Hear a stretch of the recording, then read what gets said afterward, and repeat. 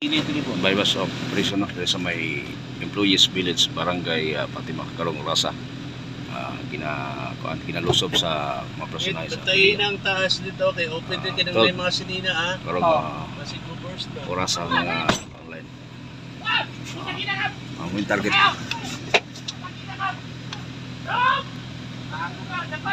bypass operation atong balikod dahil sa may employees village barangay Fatima Karong Rasa kaning certain alias sa Tata isi lusog karon sa atong mga personay sa PDEA. Wala tani gawas kay adunay baril or adunay pusil ang main target.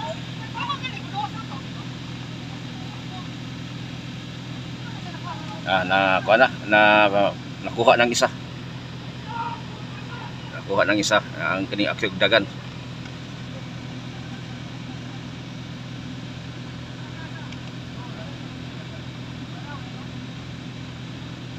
Ginapangita ni ka mag-asawa kini sila ang target sa bypass operation ang ilahang apartment ginabuhat og drug din na mga parokyano nga nagasulod diri sa maong apartment kani.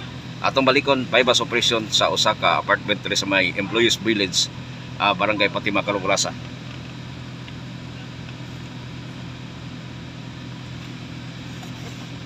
Ginapangita pa ang uban nga mga parokyano.